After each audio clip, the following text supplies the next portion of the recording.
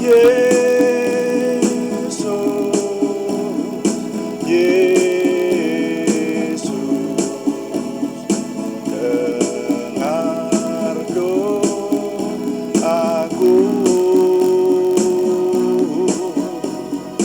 janganlah Tuhan lalui, berilah berkat-Mu.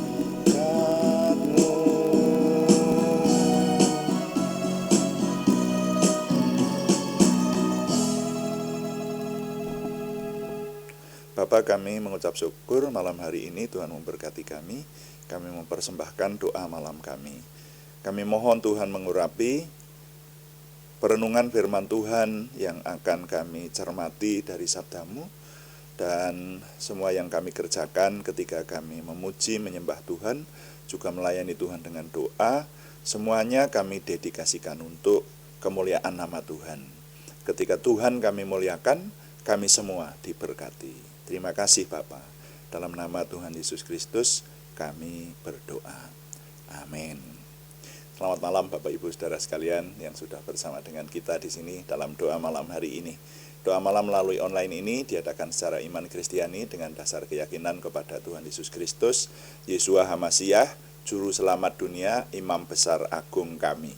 Dan firman Tuhan yang didokumentasikan dalam kitab suci Perjanjian Lama serta Perjanjian Baru menjadi pegangan kami, menjadi pegangan kita sekalian.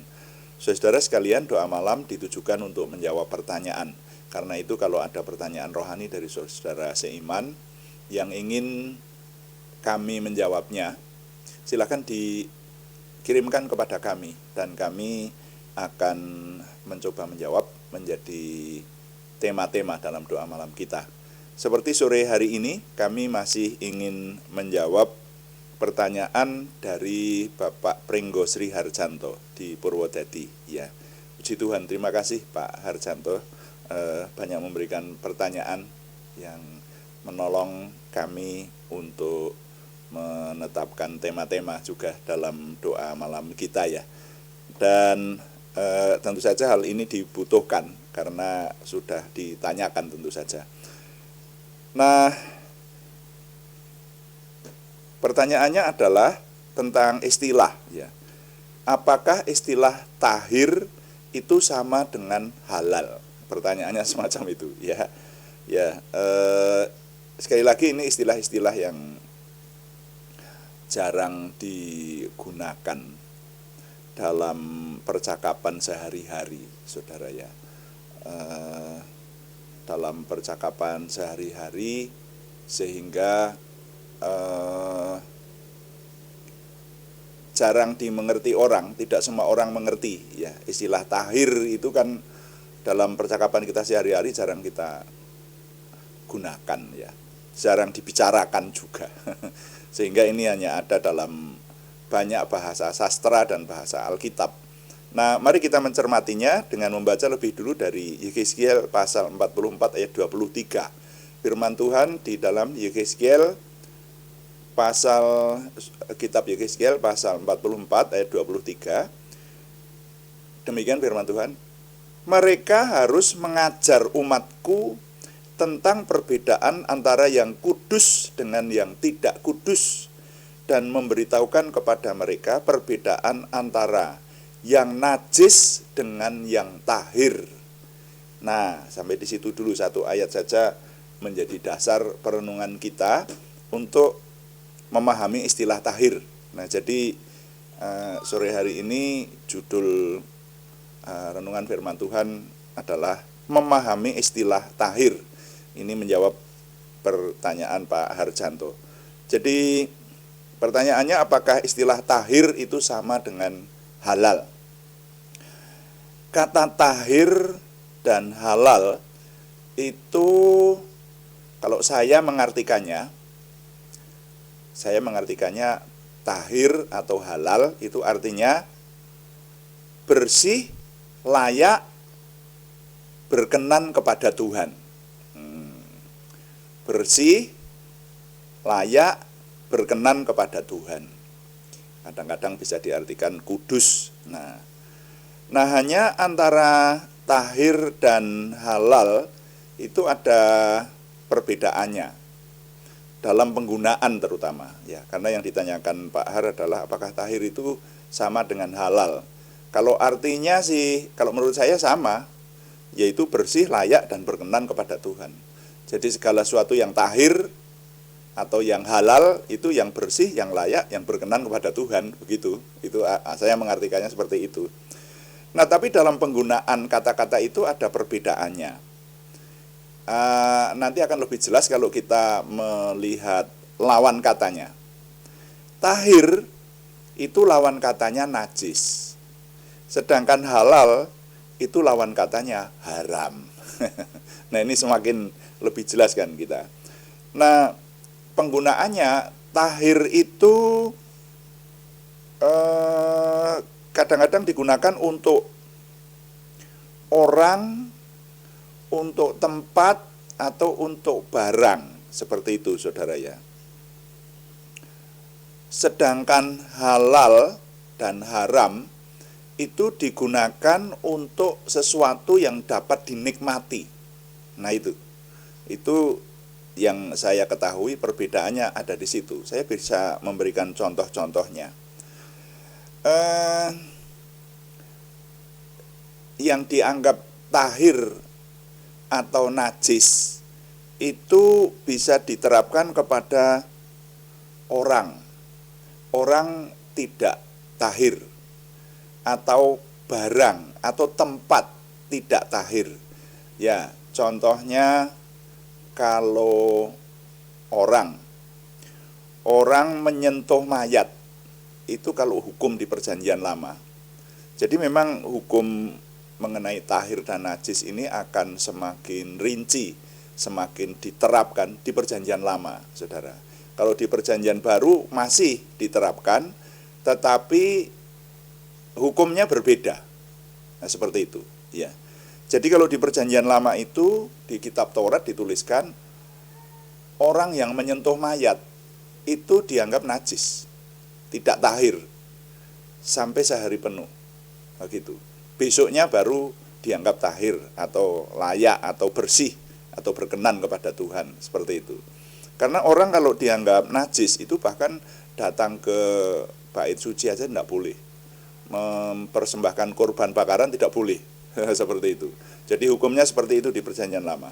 Itu kalau orang menyentuh mayat kemudian terkena bangkai binatang, itu juga terkena bangkai binatang dianggap najis, saudara. Bangkai loh ya, bukan binatang yang disembelih sengaja untuk dimakan dagingnya. Bangkai itu binatang mati itu, saudara, ya. Dan itu berlaku juga bagi tempat atau barang, saudara ya. Tempat di mana terkena bangkai binatang itu dianggap najis di Perjanjian Lama. Bahkan juga termasuk peralatan, saudara. Peralatan kalau sampai tersentuh itu tidak boleh dipakai sehari penuh. Seperti itu. Hukumnya lucu ya, tapi itulah Perjanjian Lama. Jadi tahir atau najis itu bisa diterapkan kepada orang, dan contoh yang lain kadang-kadang penderitaan tertentu. Ya, saya tidak bisa menjelaskan rinci banget, tapi di kitab Imamat dikatakan seseorang yang menderita yang disebut lelehan, nah gitu, itu najis. Ya, nah, nanti untuk mentahirkannya ada cara-cara tertentu. Juga kalau di Perjanjian Lama, orang yang terkena penyakit kusta itu dianggap tidak tahir atau dianggap najis. Jadi harus disendirikan. Dia tidak boleh bergaul dengan orang umum di perkemahan umum, dia harus dibuatkan tempat tinggal sendiri, kemah sendiri, kemudian dikirim makanan setiap waktu sampai penyakitnya sembuh. Kalau penyakitnya sembuh, nanti dinyatakan tahir. Yang menyatakan tahir itu harus imam. Itu saudara ya. Itu mengenai hukum tahir dan najis. Nah, tapi berbeda dengan halal. Ya, kalau halal itu untuk sesuatu yang dapat dinikmati, umumnya makanan, saudara ya. Jadi makanan itu ada yang dianggap halal dan haram. Contohnya kalau makanan yang dianggap haram adalah daging hewan yang tidak memamah biak dan tidak berkuku belah, itu dianggap haram ya. Juga daging hewan yang tidak berkuku belah dan tidak memamah biak. Kemudian kalau ikan di laut yang tidak bersisik dan tidak bersirip, itu dianggap haram, tidak boleh dimakan. Nah, itu istilah halal haram. Halal haram ini digunakan untuk hal-hal yang bisa dinikmati. Atau kadang-kadang bahkan perjodohan juga dianggap halal haram. Itu contohnya di Markus pasal 6 ayat 18 itu ya. Di situ ada disebutkan Nabi Yohanes Pembaptis mencela Herodes dan menyatakan haram hukumnya bagimu karena mengambil istri saudaramu, seperti itu. Nah itu istilah haram dan halal adalah digunakan untuk sesuatu yang dapat dinikmati. Nah ini sangat tajam dan pengertian dalam perjanjian lama. Sedangkan dalam perjanjian baru masih digunakan, ada istilah najis, istilah tahir, istilah halal haram gitu. Tapi kalau di perjanjian baru sudah tidak berlaku lagi Taurat semenjak Tuhan Yesus datang di dunia dan Tuhan Yesus menebus umat manusia sehingga menciptakan hukum yang baru, bukan hukum Taurat lagi, tetapi diperbaharui di dalam diri Tuhan Yesus Kristus. Maka istilah halal dan haram di perjanjian lama itu berbeda dengan di perjanjian baru. Kalau di perjanjian baru, manusia itu bisa dianggap tidak tahir atau dianggap najis gitu kalau berdosa, saudara ya.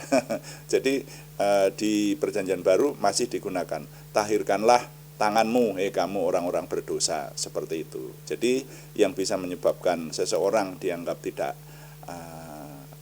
tahir atau merupakan sesuatu yang haram begitu, itu terutama oleh dosa. Karena itu kita yang hidup di zaman perjanjian baru harus memahami akan hal ini dan juga berusaha supaya hidup tahir di hadapan Tuhan, tidak menajiskan diri, saudara. Sebetulnya kalau dijelaskan lebih panjang ini di perjanjian baru. Sekarang ini banyak orang-orang yang menajiskan diri dengan dosa, saudara. Walaupun mengaku percaya kepada Tuhan Yesus Kristus, ini akan sangat kentara kalau pada perjamuan kudus, saudara. Perjamuan kudus seperti yang saya pegang, ya menjadi pegangan buat saya, bahwa siapa yang menerima perjamuan kudus itu harus menjaga dirinya supaya dirinya berkenan kepada Tuhan. Nah itu loh, berkenan kepada Tuhan itulah yang tahir. Tapi kalau hidup tidak berkenan kepada Tuhan, ya berarti hidupnya tidak tahir. Itu yang saya artikan di perjanjian baru. Demikian Pak Har dan saudara sekalian yang menyimak renungan malam ini. Jadi nilai yang dapat saya ketengahkan dalam hal ini, dalam perenungan kita dengan judul memahami istilah tahir ini, nilainya adalah saya susun dalam sebuah kalimat, bunyinya begini: umat beriman harus menjaga hidupnya supaya tidak menjadi najis karena dosa. Nah, terutama ini saya menerapkan dalam perjanjian baru ya. Jadi umat beriman harus menjaga hidupnya supaya tidak menjadi najis karena dosa. Tuhan dipuji, amin. Mari kita melayani Tuhan dengan doa. Kita berdoa sesuai dengan yang Tuhan firmankan. Bapa kami yang di surga, dikuduskanlah namamu, datanglah kerajaanmu, jadilah kehendakmu di bumi seperti di surga. Berikanlah kami pada hari ini makanan kami yang secukupnya, dan ampunilah kami akan kesalahan kami, seperti kami juga mengampuni orang yang bersalah kepada kami. Dan janganlah membawa kami ke dalam pencobaan, tetapi lepaskanlah kami daripada yang jahat. Karena Engkaulah yang empunya kerajaan dan kuasa dan kemuliaan sampai selama-lamanya. Tuhan, berkatilah kami dengan berlimpah-limpah, perbuatlah sesuatu yang besar dalam hidup kami, dan itu jelas berasal daripadamu. Tambahkanlah pengaruh dan kesempatan kami bagimu. Berikanlah kami suatu perasaan akan hadirat-Mu dan petunjuk-Mu senantiasa. Jagai dan lindungilah kami, supaya tidak jatuh dalam perangkap setan. Dalam nama Tuhan Yesus Kristus kami berdoa. Amin. Demikian doa malam hari ini, dan saya berharap pertanyaan Pak Harjanto terjawab. Kami tunggu pertanyaan yang lain, Pak Har.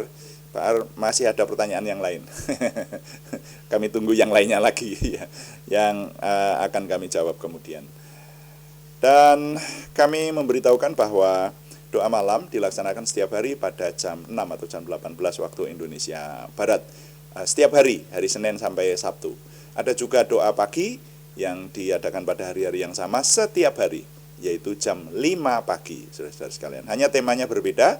Yang doa pagi kita meneliti seluruh isi kitab suci.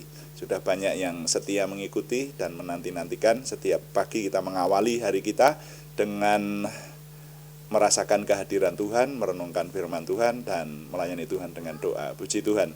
Nah, terima kasih kepada semua yang sudah mendukung, dan kami tetap mengharapkan dukungan Anda, setidaknya dukungan doa. Juga terima kasih yang belum berikan subscribe, berkenan berikan subscribe, like, komen, dan share, bagikan kepada teman-teman lain, sehingga lebih banyak lagi yang diberkati bersama dengan kita. Selamat malam, Tuhan memberkati. Amin.